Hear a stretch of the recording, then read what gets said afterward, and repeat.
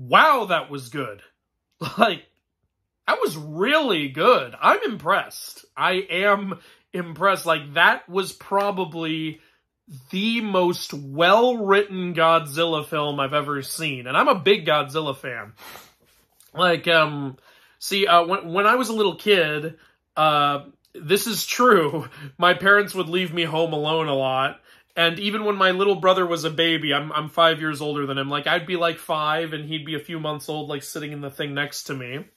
And I'd babysit him while my parents were gone, and we would watch Godzilla films. My mom would go rent, there was a video store nearby. She'd like grab like about 2 Godzilla VHSs per outing, and she'd leave me with them. So I saw a ton of Godzilla movies. I saw, like, you know, Godzilla versus the Sea Monster, Godzilla versus Gigan, and Destroya, and, like, Attack All Monsters, or Destroy All Monsters, whichever one it was called. And so, like, became a big Godzilla fan from all of that.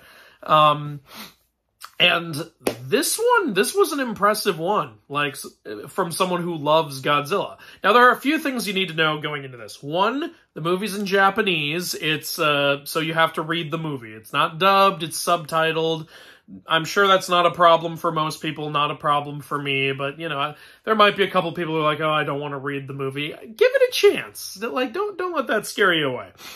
2, there is only one monster in the film, Godzilla. So don't hold out hope that, like, another one's going to show up, or that the people are going to build one of the robots from the old films. Doesn't happen. It's just the people versus Godzilla. 3, Godzilla's the villain in this one. So, yeah, this isn't your, you know, Earth Defender Godzilla. This isn't your, you know, King of the Monsters Godzilla. This is villain Godzilla, which has happened in some of the old films. That's the thing about Godzilla, is sometimes people want to make him the hero, sometimes people want to make him the villain. And, you know, I think both work. It's all about execution. And one last thing you should probably know, there are 4 Godzilla scenes in the film. Godzilla isn't in a ton of the movie, but given how well the pacing and the balance and the characters are, I think he's in just the right amount of it. He's in 4 scenes. You get one pretty early on, just so because they know what you're here for. But this movie did something I'm amazed that it did, because, like, almost no Godzilla movie has ever done this. You got me to care about the human characters. Now, I'm gonna do no spoilers. When we get to spoilers, I'll give you a spoiler warning. But yeah, they got me to give a shit about the human characters. I didn't want them to die. I liked them all a lot. These are very well-written, very likable, very entertaining, endearing characters, and I was really surprised.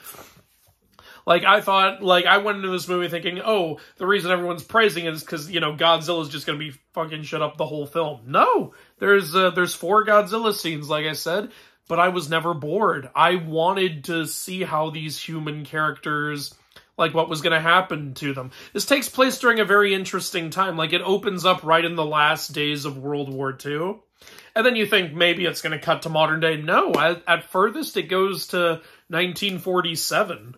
Like, so this really takes place in that time period. And it's a really interesting time period. And it's really interesting to see how they handle the aftermath of the war. And then following that up with Godzilla. Like, wow. Like, that's a lot for people to go through.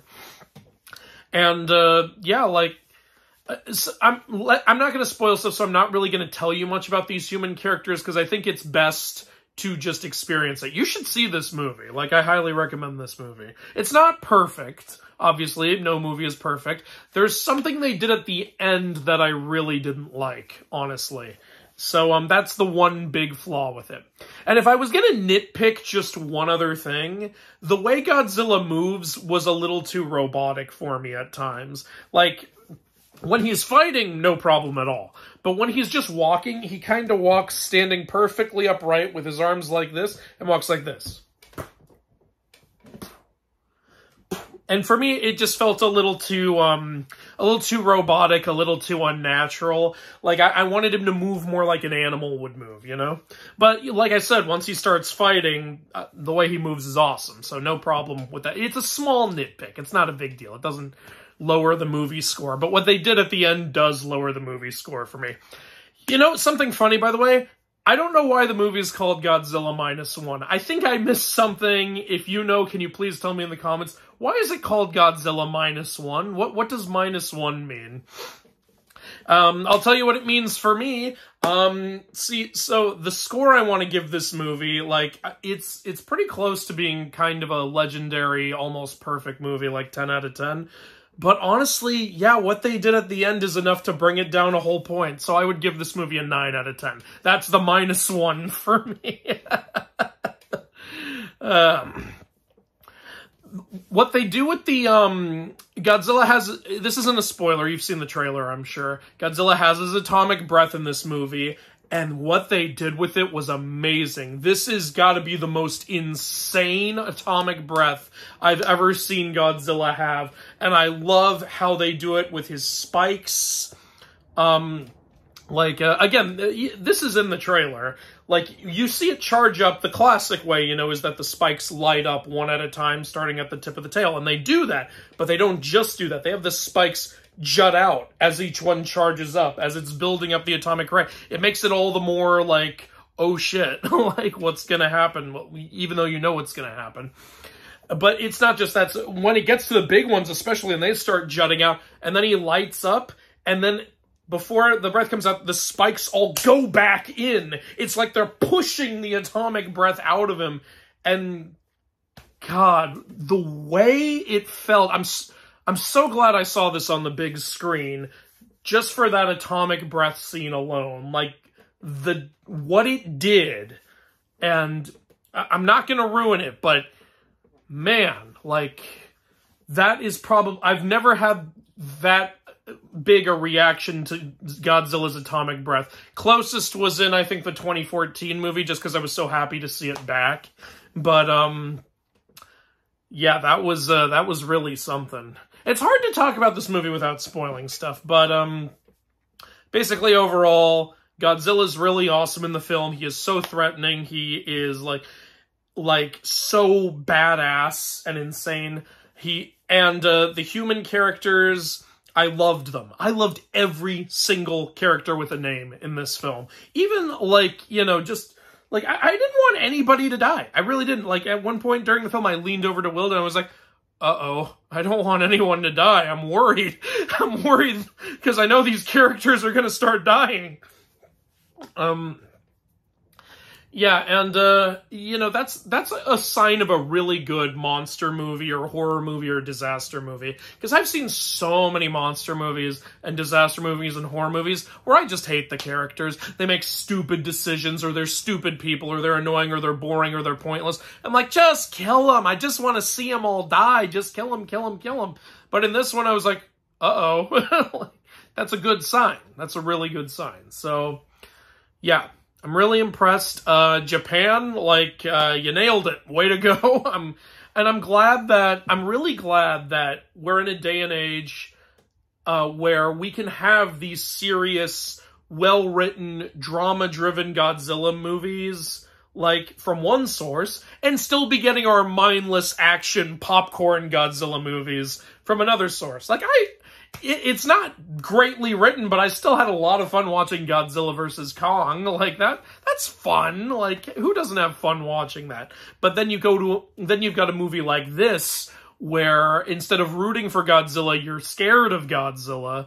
And, you know, they can really do a great job with the human characters. I think I heard somewhere that one of the American Godzilla directors was like, I'm kind of jealous by how good this movie is. And hey, I get it, man.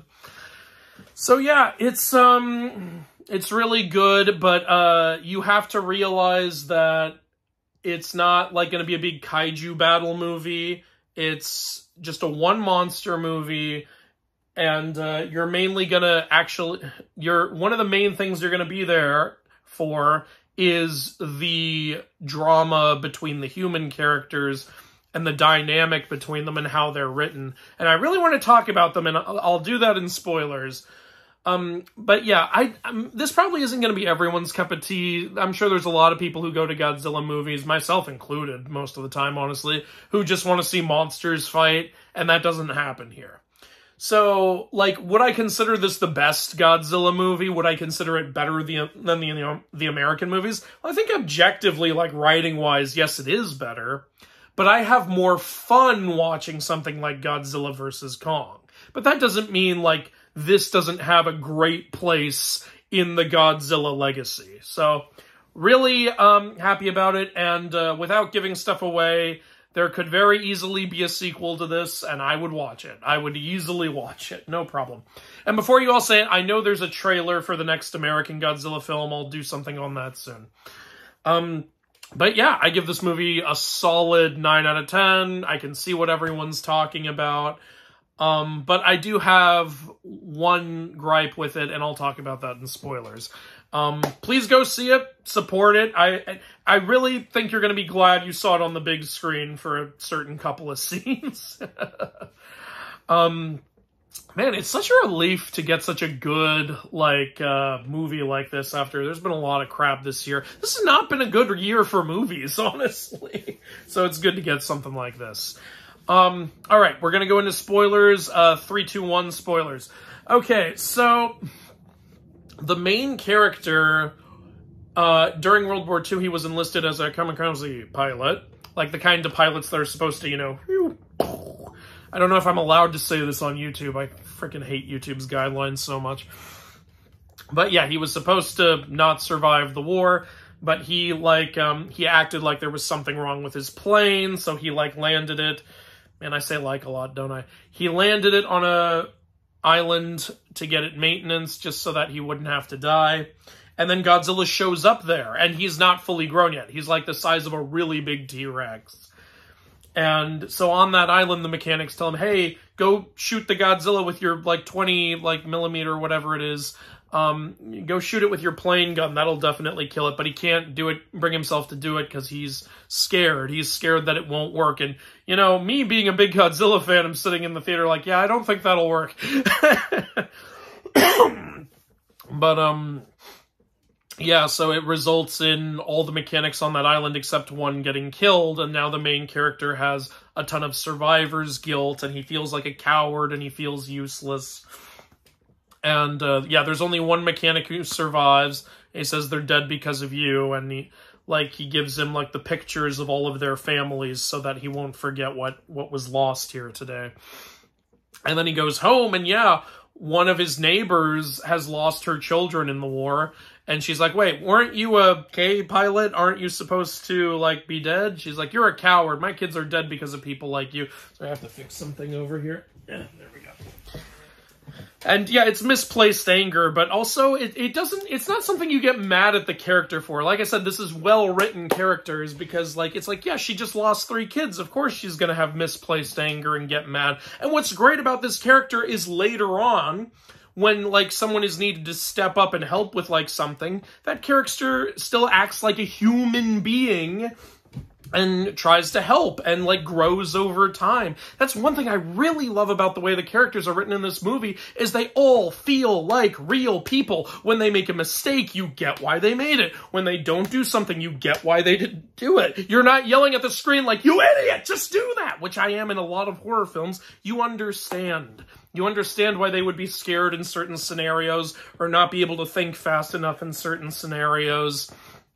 And, you know, they're good people also. They're not just irredeemable assholes. Like, the main character takes in this woman and little girl. And it probably helps that they got the most adorable girl ever to play this little girl. Like, I was like, aw, during a lot of the film. And it creates this sort of mock family dynamic, which I was so invested in. Like, I really wanted him and the woman to get together. You're in the spoiler section, you know what I'm talking about. I really wanted them to get together. But then when Godzilla comes back, he comes back 2 years later, and I'm guessing there's been more, like, nuclear testing or something, because now he's full-size Godzilla, and here he comes. And, oh, and yeah, the main character has joined, like, this boat crew of people who are supposed to fetch mines out of the ocean. And again, everyone on this crew is an entertaining, endearing character. I didn't want any of them to die. I was worried they were going to die. And there's this one scene I love where they find out Godzilla's coming because the main character knows about Godzilla because of earlier. And, like, the captain of the boat is like, all right, we're gonna have to hold off Godzilla until the battleship gets here. And they're like, we thought you hated the government. He goes, with a passion.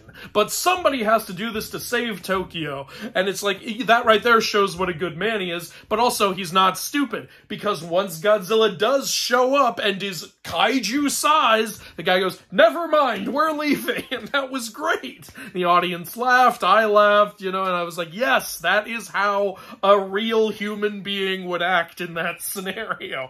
Peace out. What is our tiny little boat gonna do? And then, yeah, they're smart. They start getting away from Godzilla, but Godzilla's catching up. And I'm thinking in my head, well, use the mines on your boat. They do. They throw the mines at him and detonate the first one, but it doesn't do much. So they're like, hey, let's try to get this one in its mouth, which is what, again, I was thinking, like, maybe try the inside, and they do. And they launch the mine at the mouth, but then they can't get it to go off because the thing disconnected. I'm thinking in my head, well, okay, shoot the mine. And then the main character gets on the gun and shoots the mine. I'm like, great! Like, I'm not mad at the characters. They're doing exactly what I think they should be doing. And, it detonates, but Godzilla in this movie has a healing factor. So, like, I guess if you don't, like, kill him with your shot, like, if he survives, he's gonna be able to heal it. So that's the problem. You need to make your shot count, I guess is the idea.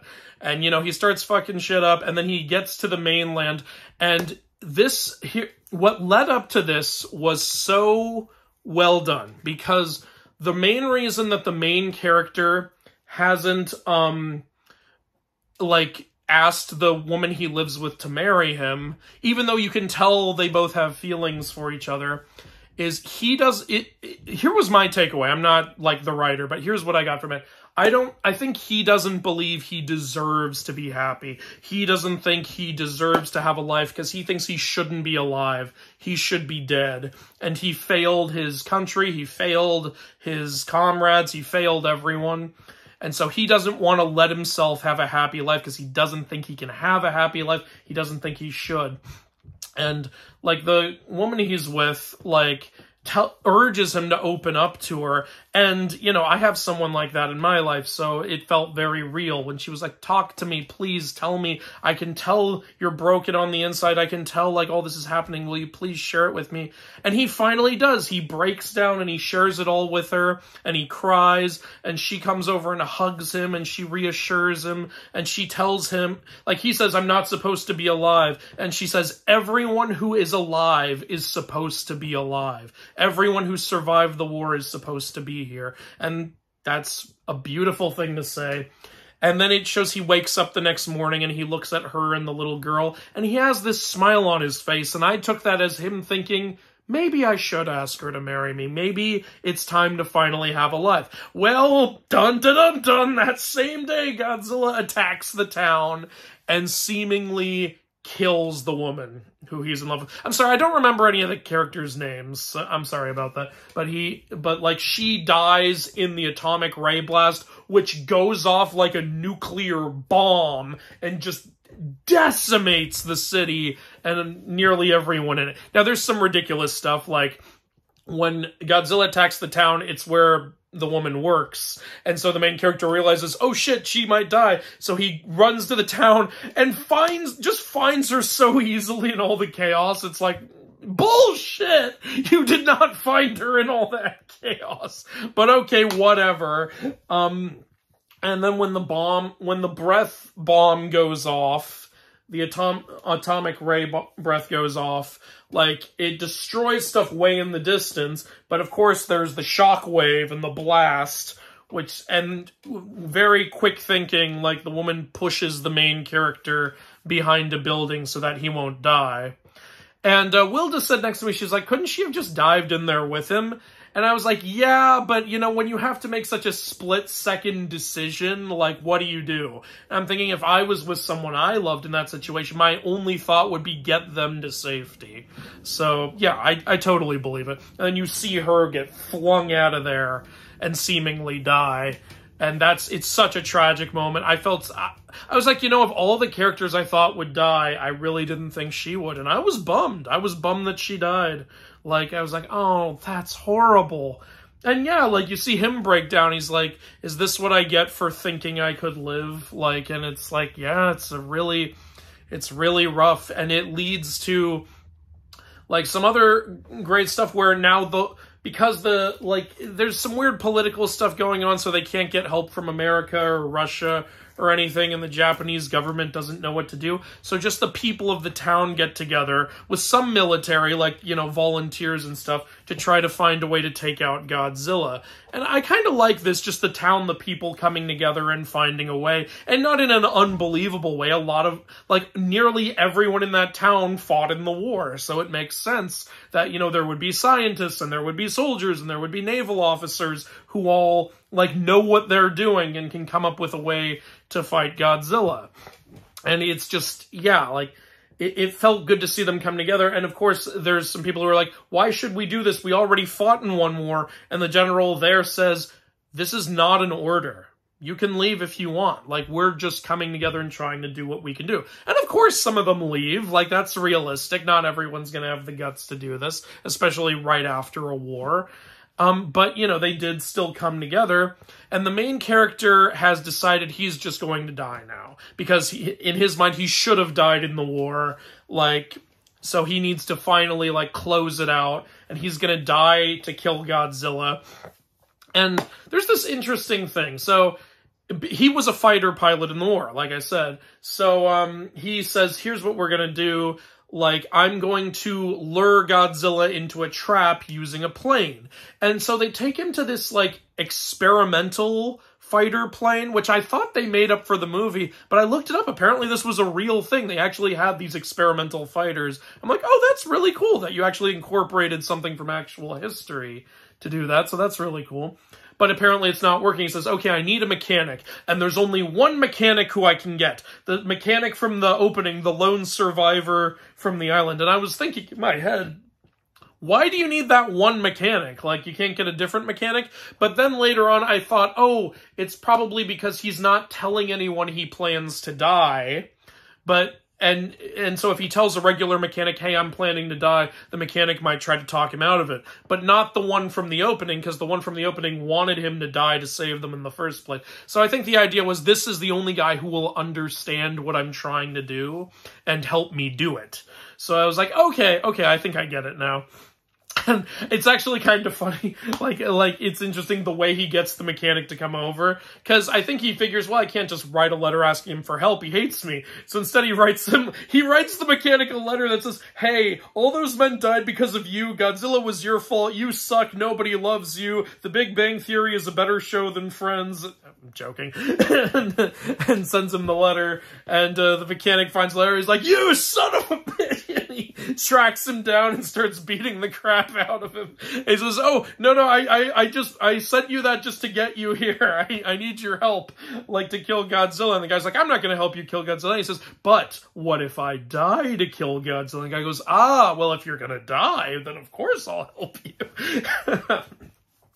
But, yeah, it leads to this scene later, so where the guy's like, okay, I've completely fixed the jet, I put some bombs in it so that we can blow up Godzilla.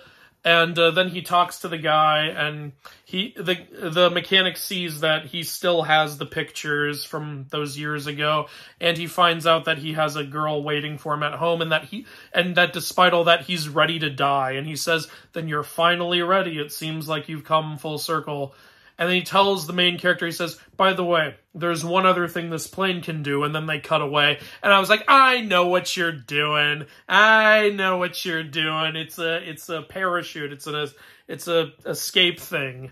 Like, fuck, I can't remember what it's called. But, you know, the thing where you launch yourself out of the plane and, like, get a parachute.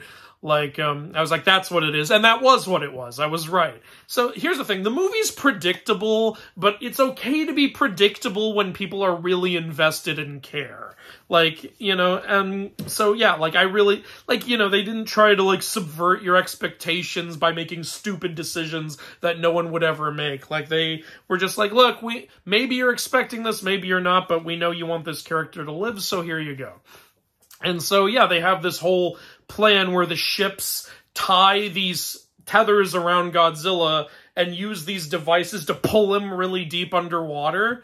like, to make the pressure fuck with him, and then they're planning to inflate and push him back up the water to suddenly change the pressure again and fuck with him in the hopes that that will kill him. Now, that's something I actually understood right away. They explain it in a way to help the audience understand, but I actually understood that right away because, fun fact about me, I'm actually a licensed scuba diver, for anyone who doesn't know. And one thing they constantly tell in scuba diving is, hey, don't descend too fast, don't ascend too fast, you are going to fuck yourself up if you do that, because the change in pressure can really, really mess you up. You need to ascend or descend slowly while unplugging your ears constantly. So their plan is to use that against Godzilla, just through like 1,500 feet of pressure.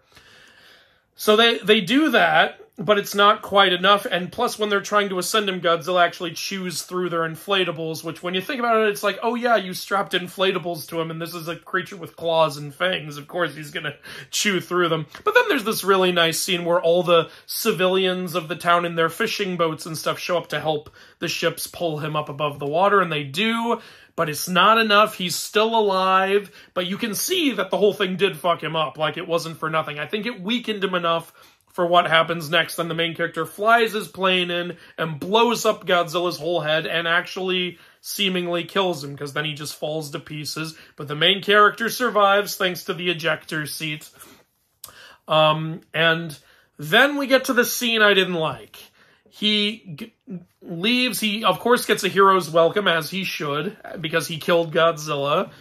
And then a telegram shows up revealing that his love interest survived. She's not dead. And I was like, oh, no. I don't like it. It's a cop-out. It's a huge cop-out. I don't like it when a movie fake-outs a death. I really don't like it. Oh, boy. Yeah. Here, look, I didn't want her to die, but when I thought she had died, I thought, okay, well, respect, movie. You really affected me emotionally, and you're really driving. I thought her dying was a good way to drive the point home that you need to live while you can. You know, you need to live life while you can, because your own, life isn't just going to keep giving you chance after chance after chance. He could have had, some happy time with her. In fact, she never even would have taken that job over there if she was, like, married to him, most likely. So, I really didn't like that she was alive at the end. It felt too happy of an ending, because then I realized something. I realized, wait a minute, no main characters died in this movie, did they? I mean, my God, that atomic ray blast killed 30,000 people, but I guess she has main character syndrome, so she doesn't die. But yeah, not a single character with a name died in this film. They certainly come close a few times, but none of them died. And I guess that's kind of the theme. Like, they say in, like, a meeting, they say, this government has been very, not caring about our lives during the war. The tanks weren't armored. The planes didn't have ejector seats. We had the kamikaze thing. So now what we need to do is we're fighting Godzilla not to make the ultimate sacrifice, but we're fighting him so that we can have our lives. We're fighting for our lives and our future. And so I guess that's why nobody died in the big battle. And so I'd be fine with that. But then, to have the love interest still be alive, especially when her supposed death was before that big speech, I think her supposed death, added to that more.